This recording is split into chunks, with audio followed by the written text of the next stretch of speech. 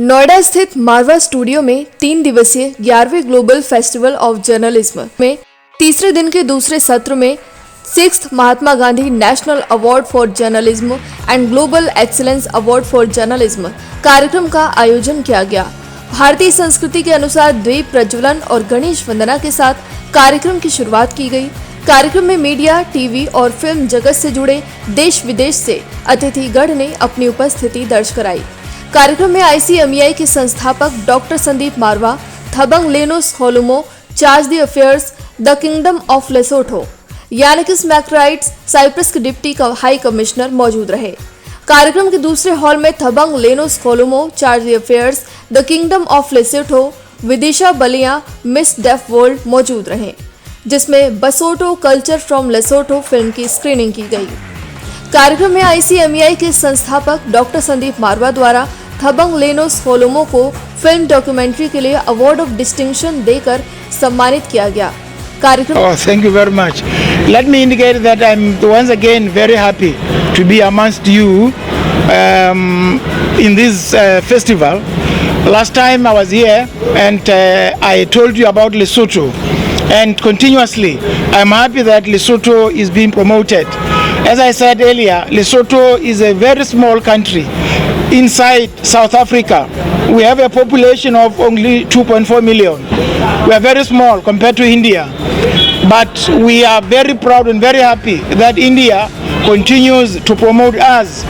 And today we are watching a film made by a Lesotho citizen who actually promotes the culture of Basotho. Back when there was a team from the office of Prime Minister of Kingdom of Lesotho was here, and that was the time when we created Indo-Lesotho Film and Culture Forum.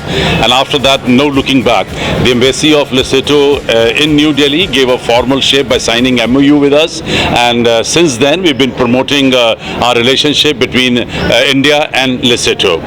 This is now maybe third, fourth or fifth time when Lesotho is participating in all our events, whether it's a film festival or a journalism festival or a fashion festival or a literature festival. Lesotho has been participating regularly with us. This time it's we have received a film from a documentary film from Lesotho, and this is one of the 9th films which we have selected for the award of distinction, and I'm very happy to announce the award of distinction for this documentary, and I hope that we will continuously promoting Lesotho in India. कार्यक्रम में उपस्थित सभी अतिथिगण को भगवत गीता भेंट कर उनका स्वागत किया गया। ICMEI के संस्थापक डॉक्टर संदीप मारवा ने कार्यक्रम में उपस्थित सभी लोगों का शुक्रिया अदा किया और कहा कि किसी भी देश को मजबूत करने के लिए पत्रकारिता का महत्वपूर्ण योगदान रहता है। पत्रकारिता के माध्यम से जनता को जागरूक किया जाता है। पत्रकार दिन रात मेहनत करते हैं आप तक हर सच्ची खबर पहुंचाने के लिए। बता दें, महात्मा गांधी नेशनल अवार्ड से उन लोगों को सम्मानित किया जाता है जो महात्मा गांधी की तरह अहिंसक और अन्य गांधीवादी तरीकों के माध्यम से सामाजिक, आर्थिक और राजनीतिक परिवर्तन लाने में उत्कृष्ट योगदान देते हैं। कार्यक्रम में 6th Mahatma Gandhi national award 2023 से पद्मश्री आलोक मेहता, राहुल देव, कुलविंदर सिंह कांग, अजय शुक्ला को सम्मानित किया गया। कार्यक्रम में ग्लोबल एक्सीलेंस अवार्ड से सरफराज सैफी, अनुराग मुस्कान, देव श्रीमाली, पद्मकांत त्रिवेदी, मिशेल डेविड, अजय वर्मा, के पुट्टास्वामी, गुरुराज नागथन, सोमैया मल्यूर को सम्मानित किया गया। कार्यक्रम में महात्मा गांधी अवार्डी और ग्लोबल एक्सीलेंस अवार्डी ने अपने अनुभव साझा किए। कार्यक्रम में आए सभी अतिथिगण को ICMEI के संस्थापक डॉक्टर संदीप मारवा द्वारा मोमेंटो देकर सम्मानित किया गया। कार्यक्रम के अंत में उपस्थित सभी अतिथिगण डॉक्टर संदीप मारवा और स्टूडेंट्स का धन्यवाद ज्ञापन किया गया। आज ये अवार्ड लेते हुए जो मुझे खुशी हुई है वो बयान मैं नहीं कर सकता, क्योंकि 34 साल के इस तपस्या के बाद मुझे एक अवार्ड मिलता है शायद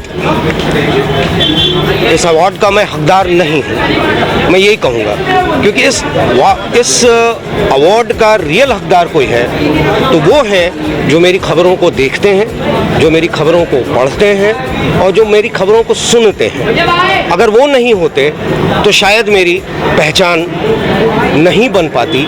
और मैं आप लोगों से कहूँगा कि अपनी पहचान बनाने के लिए एक कनेक्टिविटी, एक इंटरेक्शन, एक कम्युनिकेशन बहुत ज़रूरी है, उसको बिल्ड कीजिए और शायद मुझसे पहले आपको अवार्ड मिल जाएगा। धन्यवाद, मैं बहुत खुश हूँ ये अवार्ड लेकर। Well, great honor of me to be here second time, and especially from the very, very warm welcome of whole here, from the heads up to everyone. We like to promote, we support arts and culture in general. So we are here today to congratulate people's awarded and to wish all the others to get soon an award. देखिए, ऐसा है, मैं journalism से बहुत वाकिफ़ हूँ, इसलिए कि मैं मिनिस्ट्री ऑफ डिफेंस में स्पोक्स पर्सन रहा था और भारत की सारी मीडिया को हैंडल करता था 4 साल। मैं सारी मीडिया को जानता हूँ और उनको मैं ब्रीफ करता रहा हूँ और मैं रिपब्लिक टेक कमेंटेटर हूँ 20 साल, और मैं हर एक टीवी के ऊपर चैनल पे रोज़ कोई ना कोई बात करता हूँ।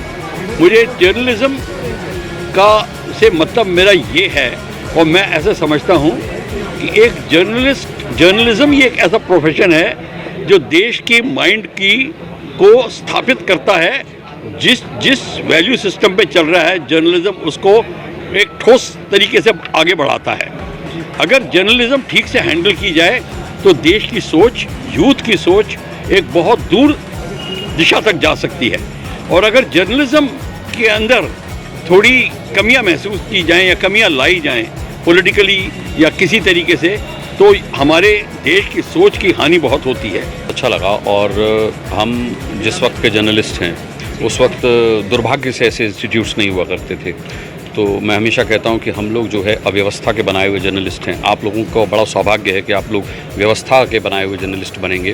तो अच्छा लग रहा है और मिस कर रहा हूं कि हमारे टाइम में भी कुछ ऐसा मारवा स्टूडियो होता जहां से हम जर्नलिज्म के गुर सीख पाते, जैसे आप लोग सीख रहे हैं। तो बहुत बड़ा सौभाग्य होता है ये भी।